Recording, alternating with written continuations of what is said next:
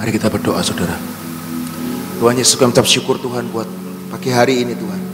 Kau sempurnakan setiap pujian penyembahan kami di hadapan-Mu Tuhan. Kami percaya Tuhan, apa yang kami nyanyikan, apa yang kami perkatakan, apa yang kami deklarasikan Tuhan, Engkau dengar semuanya. Dan tiba waktunya Tuhan, kami percaya Tuhan, apa yang kami harapkan, apa yang kami cita-citakan, dia akan jadi bagian setiap kami Tuhan. Karena firman-Mu berkata, janji-Mu ya dan amin dalam kehidupan kami. Dan kami percaya Tuhan, setiap firman-Mu itu Tuhan akan bekerja dalam hidup setiap kami. Buat setiap kami boleh mencintai firman-Mu. Buat setiap kami boleh mengerti apa yang menjadi keinginan hati-Mu dalam hidup setiap kami. Terima kasih Tuhan Yesus. Ucap syukur ya di dalam nama Tuhan Yesus Kristus. Sama-sama berkata, amin. Mari saudara kita buka dari Yohanes 10 ayat 10.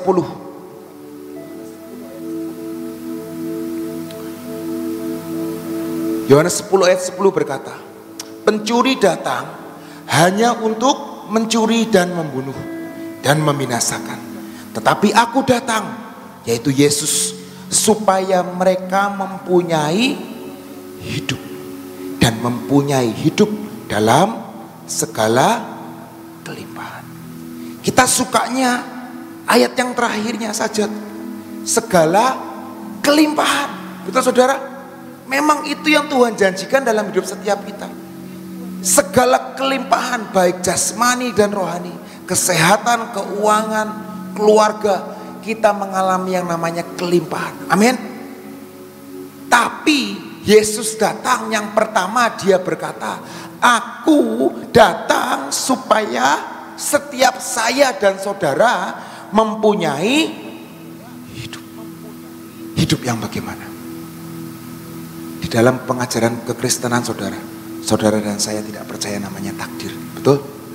Seringkali orang berkata, orang di luar sana berkata, ya sudah takdirnya seperti ini.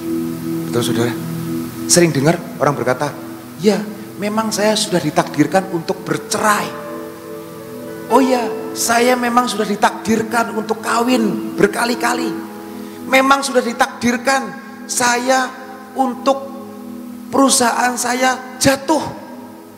Seringkali orang berkata ditakdirkan.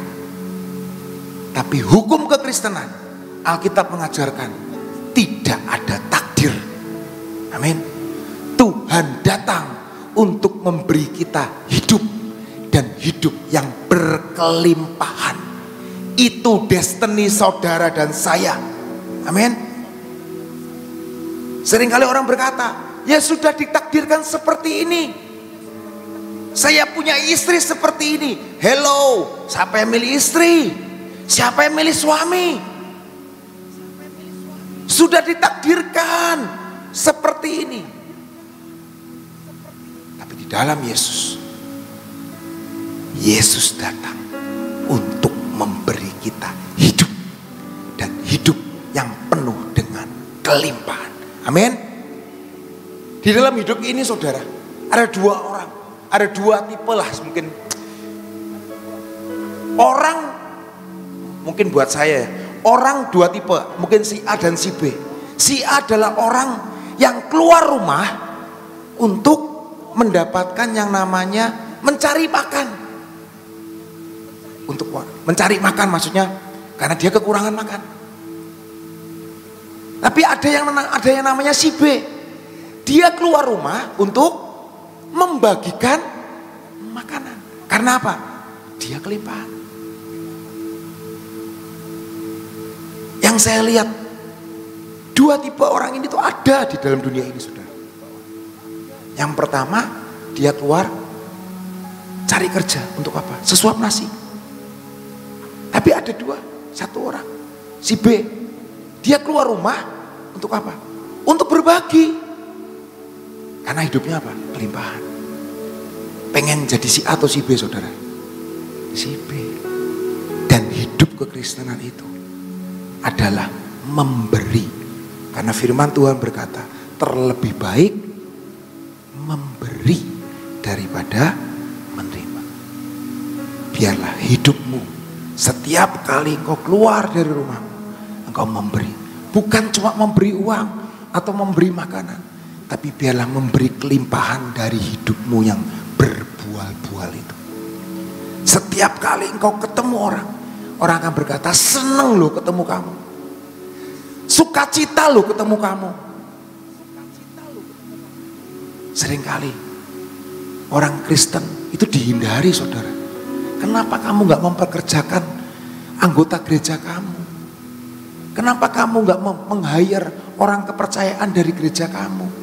Nah, janganlah. Nanti dikit-dikit minta cuti, nanti dikit-dikit minta libur, nanti dikit-dikit ngomongnya ada pelayanan. Hari itu realita dalam kehidupan, saudara. Saya pernah kasih contoh, saudara. Tapi hari ini biarlah hidup kekristenan kita seperti berkata Yesus datang memberi kita hidup, hidup yang lebih hidup, dan mempunyainya dalam segala kelimpahan. Amin, saudara. Di saat kondisi dan sikap hati kita ini berkelimpahan, percayalah, mungkin ada orang yang tolong doain saya. Doa kita akan fokus kepada penderitaan orang itu, betul saudara? Bukan fokus kepada diri kita. Ketika hati kita berlimpah dengan sukacita, berlimpah dengan berbual-bual, kita gak memikirkan diri kita sendiri. Dan hari-hari ini, seperti berkata financial freedom, itu dimulai dari hatimu yang berbual-bual dengan syukur, saudara. Amin. Waktu saya di Bandung, saudara, saya itu punya teman yang punya bawa mobil, saudara. Mungkin tahun 97 itu jarang lah, orang kuliah bawa mobil itu jarang lah. Apalagi dari perantauan, dari kota kecil, dari Cirebon lah. Itu jarang, saudara. Dan seringkali kalau ada perjalanan jauh atau ada acara di luar kota, maksudnya di tempat yang agak jauh, kita nebeng sama dia. Selalu nebeng sama dia. Kita bareng-bareng. Tapi kebiasaan orang ini, mobilnya itu selalu kondisi bensinnya selalu empty, saudara. Kalau ditengok, lah si empty sih, terus. Nanti nebeng lagi, lagi. Kok lu kok terus sih? Lama-lama, iya belum isi bensin, langka duit. Jadi hidupnya itu kalau ketemu kita nebeng mobilnya selalu empty. Tanknya tuh selalu empty. Jadi kalau kita ikut mobilnya selalu was-was. Aja-aja ki sambil dorong gitu loh. Bensinnya campur dorong, saudara. Jadi kita nih seringkali kalau nebeng dia, kita akan patungan. Yuk cari tempat bensin. Zaman dulu nggak ada apa itu WhatsApp, nggak ada Google Map, belum ada lah tahun 97 tuh nggak ada, saudara. Jadi kita nggak tahu letak tempat bensin terdekat tuh di mana, nggak tahu. Jadi kan begitu cari tempat bensin itu deg-degan. Waduh, aja-aja mogok ya, aja-aja mogok ya. Karena selalu jemput kita dalam keadaan empty. Saya tuh bayangin, saudara, saya teringat cerita itu. Saya teringat kejadian itu. Seringkali kita tuh ketemu orang dalam keadaan apa? Empty, kosong. Nggak pernah bersyukur, selalu mengeluh. Ketemu sama orang itu, perasaannya tuh ada sesuatu yang disedot. Berpisah sama orang itu, kayaknya apa? Kok harus kebas-kebas ya? Pernah nemuin orang seperti itu, saudara? Sering mungkin ya, saudara ya. Karena apa? Empty, gak diisi. Hari ini biarlah hidupmu penuh dengan firman Tuhan. Mungkin dompetmu belum terisi penuh, mungkin rekening bankmu belum terisi penuh, tapi biarlah hati dan pikiranmu terisi penuh dengan ucapan syukur, dengan perkataan yang positif, dengan semangat yang positif. Dan saya percaya dan yakin hidupmu tidak akan pernah empty lagi. Hidupmu akan dalam keadaan full tank. Orang ketemu, kok seneng ya ketemu kamu ya? Kok happy ya ketemu kamu?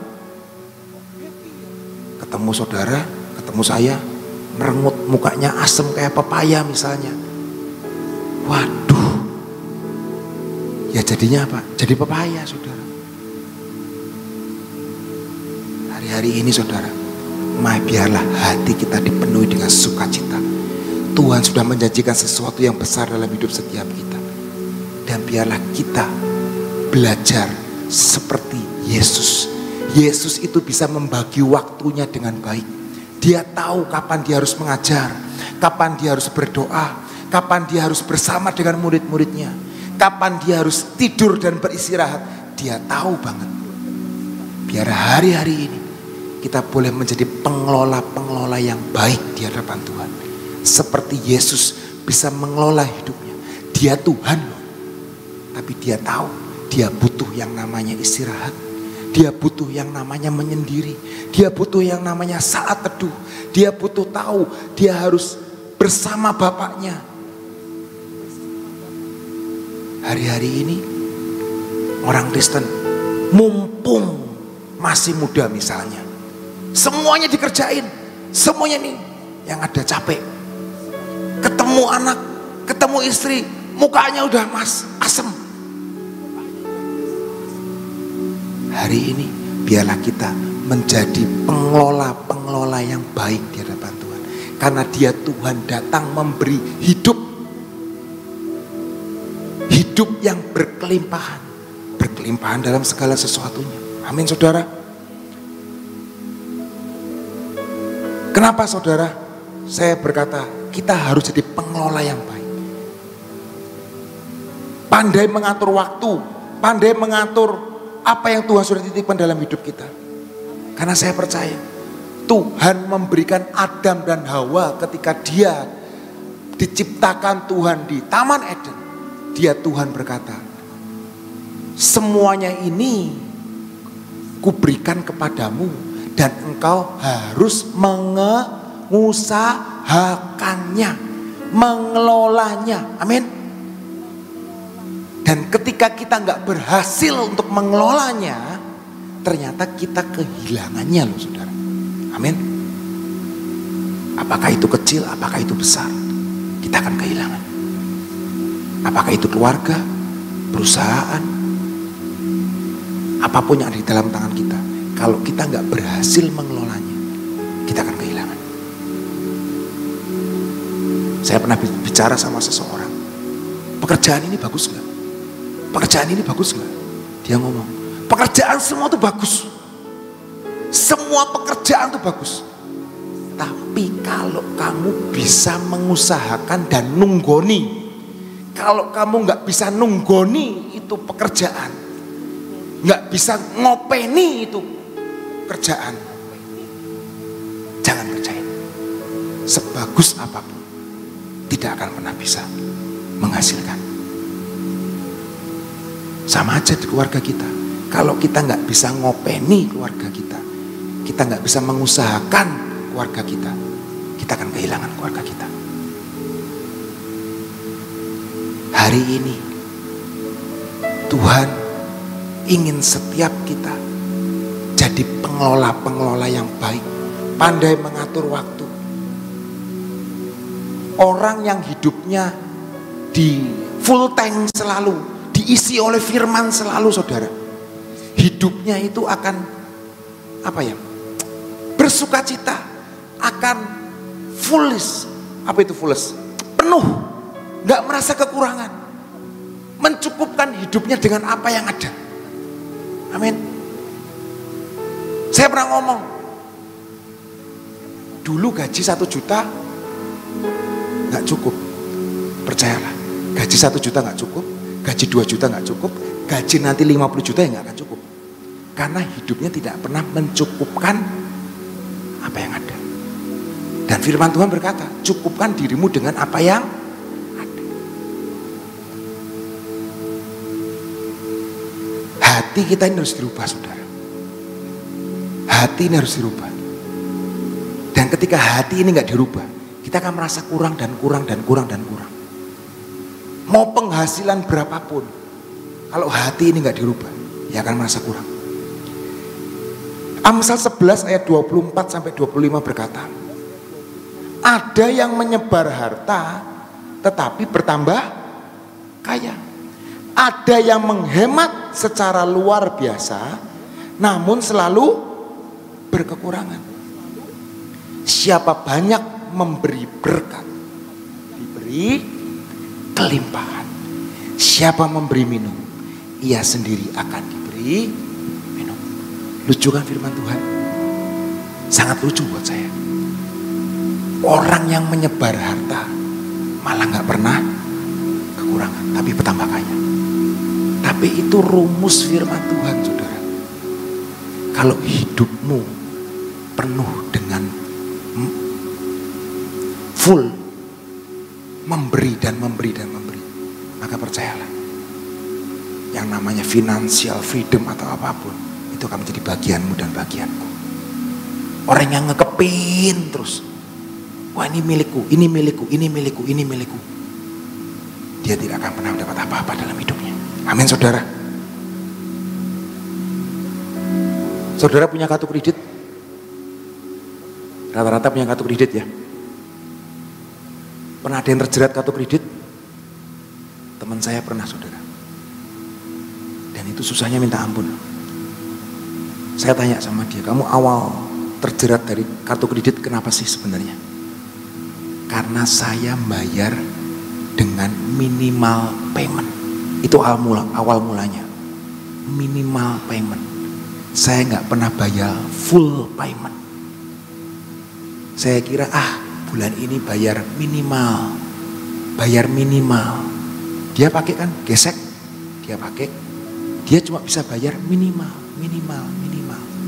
Dan pada akhirnya menumpuk. Dan akhirnya nggak bisa bayar itu kartu kredit. Itu sama dengan hidup kita, saudara. Kita harus full payment. Kita harus hidup di dalam full.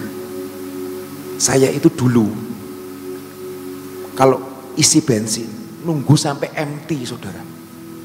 Nunggu sampai merah pleng itu baru ke pom bensin. Lah sejak saya menikah, suatu saat istri saya mau pakai mobil saya. Loh, kok kosong? Dia, mobil saya nutupin mobilnya dia. Loh kok kosong? Gimana sih kamu tuh? Marah-marah tuh, ngomel. Nah itu kejadian gak cuma sekali. Saya masih gak kapok, gak ngisi bensin lagi. Saya nunggu sampai empty baru ngisi. Karena gak tahu, itu kebiasaan, saudara. Kebiasaan. Dulu saya punya motor juga gitu. Kalau nggak sampai pleng merah nggak ngisi. Itu kebiasaan, saudara. Nah sejak saya menikah, saya berubah. Setengah saya isi. Setengah saya isi. Itu kebiasaan, saudara. Itu perkara kecil loh, saudara. Tapi biarlah hari ini, apakah hidupmu nunggu sampai kering dulu, nunggu sampai mogok dulu, baru cari Tuhan? Jangan, saudara.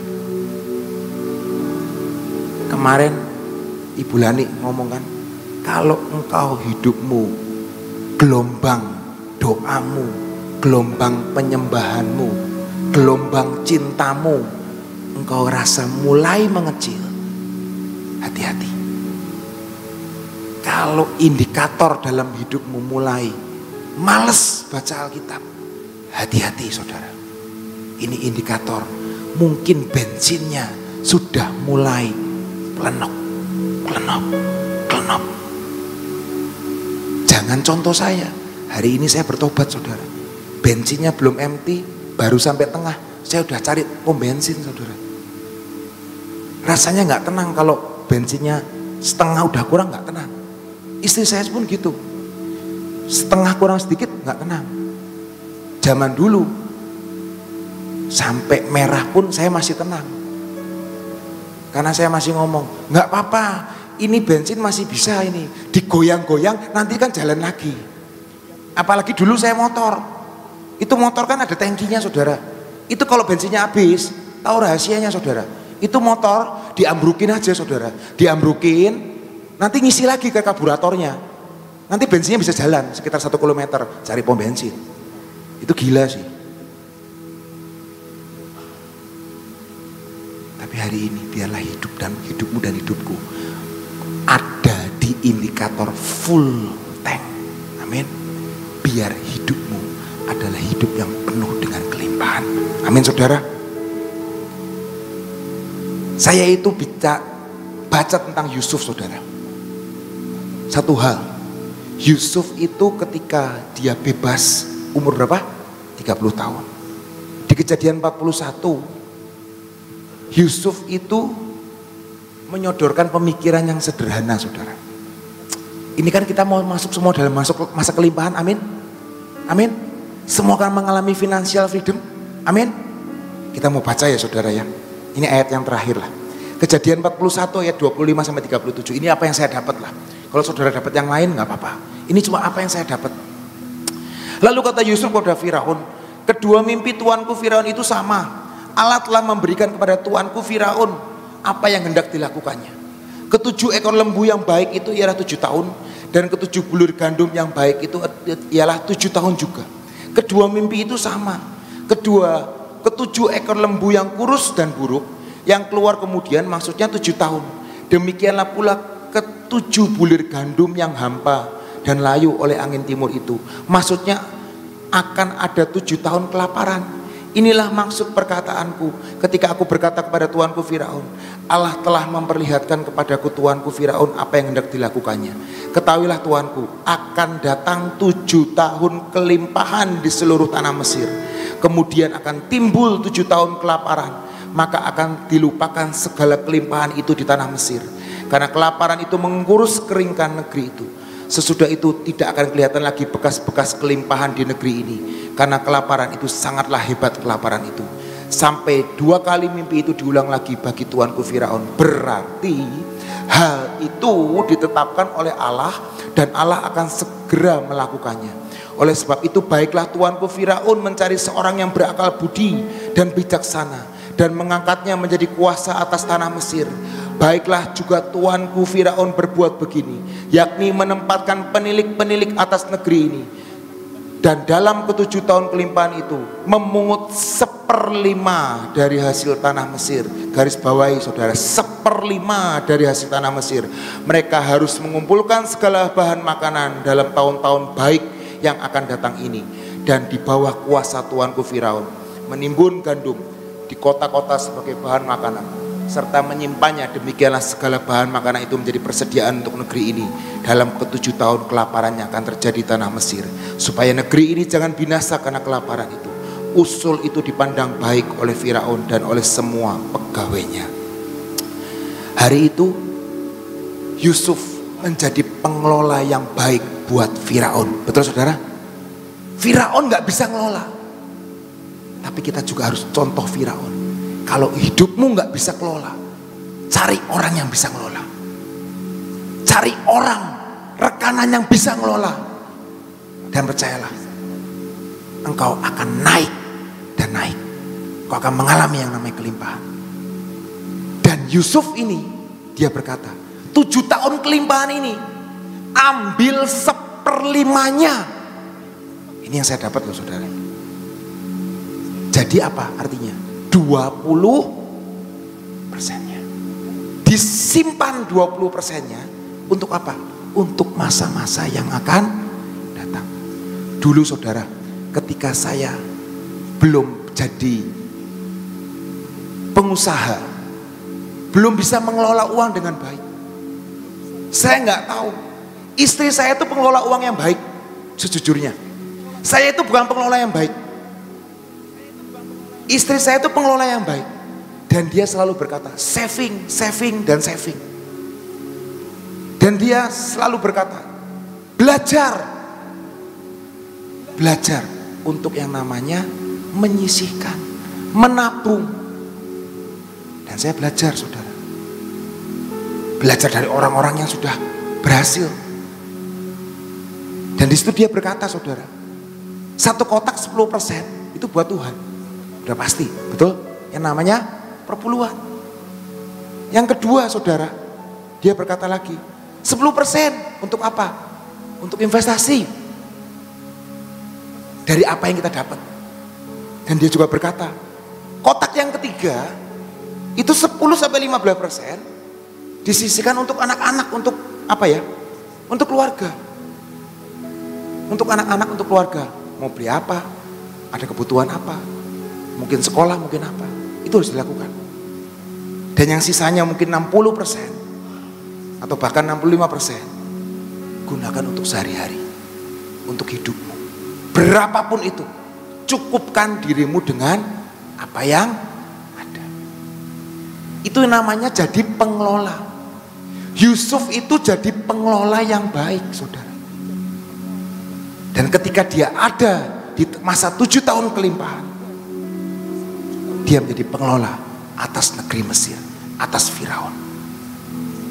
Dan biarlah hari ini atau kemarin juga firman Tuhan dibagikan oleh Ibu Nani, disinggung tentang Yusuf. Mari kita jadi Yusuf-Yusuf di akhir zaman ini. Jadi pengelola-pengelola yang baik. Sisihkan semuanya itu. Ketika kelimpahan itu datang, mari sisihkan itu. Mari simpan itu. Supaya ketika nanti musim kekeringan itu datang, kita ada persediaan. Kita tidak akan pernah ditinggalkan. Kita dibedakan. Karena kita membangun di atas dasar batu karang yang teguh. Karena dua perumpamaan loh saudara. Ada yang membangun di atas batu karang, ada yang membangun di atas pasir. Biarlah kita semua membangun di atas batu karang. Ketika badai itu datang, ketika angin itu datang, ketika masa kesulitan itu datang, kita semua berdiri tegak bersama Yesus. Tuhan Yesus memberkati kita semua. Haleluya. Amin. Hari ini kita berbicara tentang full tank ya. Full tank. Seharusnya itulah yang harus ada dalam kehidupan kita. Harus selalu full tank ya.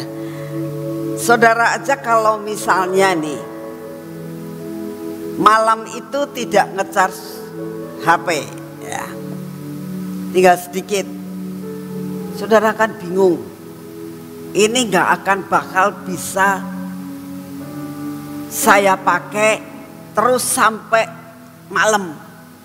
Mungkin baru saya pakai terus untuk segala usaha maupun apapun. Apalagi kalau banyak melihat Instagram, itu terlalu banyak mempergunakan akan baterai saudara. Jadi akhirnya karena kita pergunakan yang sia-sia, cepat habis. Kita berdoa dengan kebijaksanaan yang tadi disampaikan. Kita harus belajar full tank dan saving harus ada savingnya. Supaya apa? Kenapa sih orang-orang ini kalau misalnya bawa HP, dia bawa charger ya. Kadang-kadang bawa yang namanya power bank. Tujuannya untuk apa? Reserve ya. Pengusaha-pengusaha yang benar-benar dia punya kesibukan yang luar biasa, dia selalu bawa power bank. Tujuannya untuk apa? Kalau sampai ini habis, aku masih tetap bisa bekerja. Itulah yang dinamakan saving. Saudara, saya belajar, saya berdoa dan mengajar kita ya. Memang kadang-kadang kita mengatakan ini secara finansial, kita sering kali mengatakan ini, ya wong untuk hari sehari demi sehari aja susah kok mau. Kita harus saving. Saudara, minta sama Tuhan roh kemampuan untuk dapat melakukan segala sesuatu dengan bijaksana. Tuhan punya 1001 jalan buat membuat saudara itu bijaksana di dalam menghadapi segala sesuatu. Saya berdoa supaya setiap kali firman yang kita dapatkan setiap hari itu membangun hidup saudara dan saya lebih bijaksana lagi dalam menghadapi masa kelimpahan saat ini. Saya yakin masa ini adalah masa yang Tuhan akan bukakan open doors luar biasa. Jangan menyia-nyiakan waktu ini. Biarlah kita minta kepada Tuhan roh kebijaksanaan untuk dapat mengelola segala-galanya. Mari kita berdoa. Terima kasih Bapak untuk firman-Mu. Terima kasih Tuhan untuk segala sesuatu yang Kau berikan kepada kami pada hari ini. Di dalam pujian dan penyembahan Tuhan, kami percaya Engkau katakan Engkau tidak pernah terlambat dan Engkau tidak pernah terlalu cepat. Kami percaya Tuhan, apapun yang saat ini kami hadapi, Engkau berikan kepada kami hati untuk mempunyai hati yang bijaksana, untuk mengelola dan untuk melakukan segala-galanya dalam semua berkat yang Engkau berikan buat kami.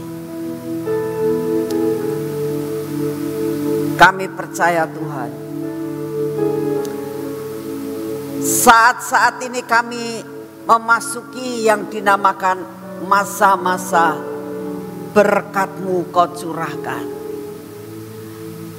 Buat kami percaya Tuhan, bahwa inilah waktunya kami dapat mempergunakan segala sesuatu dengan bijaksana. Saat ini kami datang di hadapan-Mu Tuhan. Kami tetap terus berdoa dalam masa-masa yang seperti ini. Kami tetap percaya kepada-Mu bahwa Engkau pasti memberikan perkara-perkara yang luar biasa atas hidup kami Tuhan. Engkau akan terus membukakan jalan-jalan yang sebenarnya kami belum tahu jalan itu. Tetapi kami percaya bahwa Engkau akan bukakan jalan dan bukakan jalan. Terima kasih untuk kasih setia-Mu. Bapak, saat ini tetap kami mau berdoa buat bangsa dan negara kami Tuhan. Kami berdoa saat ini, Engkau sendiri yang akan menentukan seorang pemimpin yang berkenan di hati-Mu untuk memimpin dan meneruskan semua program yang sudah dicanangkan, terutama di dalam semua rencana-rencana besar Tuhan yang saat ini sedang dijalankan oleh pemerintahan kami. Bapak, kami juga berdoa pada saat ini. Kami juga menyerahkan akan keadaan cuaca saat ini Tuhan. Kami mengucap syukur karena beberapa daerah sudah Engkau curahkan hujan itu. Terima kasih Tuhan untuk semua dan semuanya. Dan kami berdoa saat ini Tuhan, bahwa seluruh alam semesta Engkaulah yang mengendalikan. Berikan hujan buat kota kami Tuhan. Inilah doa yang kami naikkan di hadapan-Mu. Engkau berikan hujan untuk kota kami. Terima kasih untuk semuanya. Kami juga berdoa saat ini Tuhan, untuk bencana-bencana alam yang seringkali terjadi. Baik gempa bumi, baik kemarau yang terlalu panjang ini. Kami berdoa saat ini Tuhan, Engkaulah yang akan mengendalikan di dalam segala perkara. Karena semua ada di dalam kendali dan kekuasaan daripada-Mu. Terima kasih untuk kasih setia-Mu dan anugerah-Mu. Bapak, kami juga berdoa buat lawatan Tuhan. Biarlah lawatan boleh terjadi Tuhan. Boleh terjadi di Indonesia dan di 5 benua. Saat ini juga kami sedang berdoa Tuhan, apa yang terjadi antara Israel dan Palestina.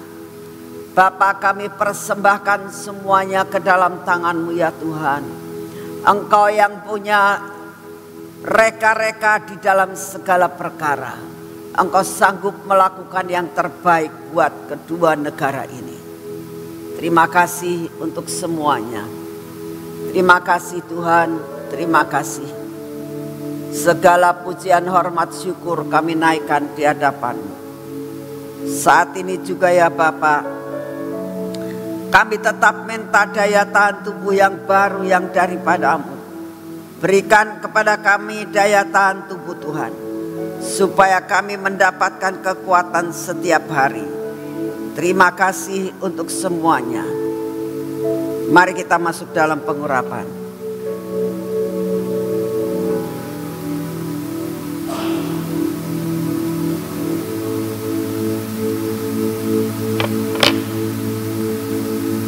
Dalam nama Tuhan Yesus, biarlah pengurapan yang kami lakukan setiap hari ini Tuhan, kami boleh merasakan bahwa pengurapan membuat penyertaan-Mu sempurna atas hidup kami. Dalam nama Tuhan Yesus, biarlah kami boleh merasakan penyertaan-Mu Tuhan buat mata kami, buat telinga kami Tuhan, buat bibir, mulut kami dan hati kami Bapa. Biarlah hati kami tetap ada di dalam pengcoveran daripada-Mu dan tetap melekat kepada-Mu. Semua ketegar tengkukan kami Engkau yang patahkan Tuhan. Hari ini kami mau menyerahkan tangan kami Tuhan, dan kami mau menyerahkan kaki kami. Karena perjalanan kami hari ini adalah menyelesaikan semua tugas kami hari ini Tuhan. Kami akan melakukan semua pekerjaan kami dengan tangan kami. Kami akan berjalan menuju kepada segala sesuatu yang Kau sediakan buat kami dengan kaki kami. Oleh karena itu pimpin kami Tuhan, sehingga sampai semua berkat-Mu yang Kau berikan kepada kami hari ini kami terima dengan utuh.